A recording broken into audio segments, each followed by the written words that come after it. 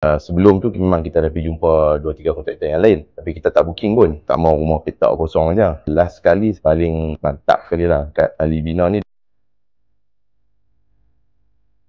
Assalamualaikum dan salam sejahtera.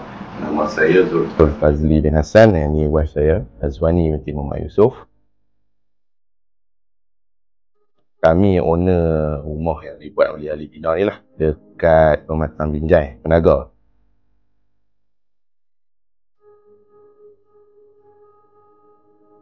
Kami ni jumpa Ali Bina ni, jumpa dekat Facebook lah, dengan Telegram. Sebelum tu memang kita dah pergi jumpa 2-3 kontraktor yang lain, tapi kita tak booking pun. Kita jumpa dekat Sungai Petani, terus kita book terus lah hari tu. Kami suka mereka punya konsep lah, sebab kami nak buat yang macam English style. So dia ada papan Sierra tu lah, jadi lain sekali kita tak mau rumah petak kosong aja. Kami ada minta lah target untuk buat secepat mungkin sebelum wife bersalin, dan memang sempat untuk kita siap lah. Tempoh masa lah, memang tempoh masa yang kita nak tu memang dibuat dalam yang kita nak tu. Dan tiap-tiap progress memang akan dimaklumkan kepada kami lah. Nombor 2 dari segi construction lah, macam yang kita mau lah, kita nak English style dengan ada kemasan-kemasan dia apa semua kan.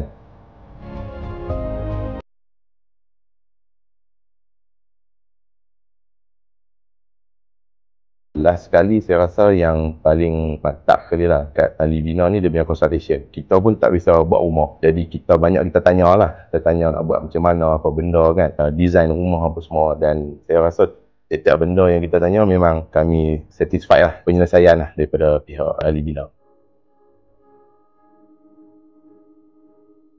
Untuk tim Ali Bina, kami rasa semoga maju ke depan dan berjaya lah. Dan kami antara klien yang berhati lah dengan servis daripada tim Ali Bina.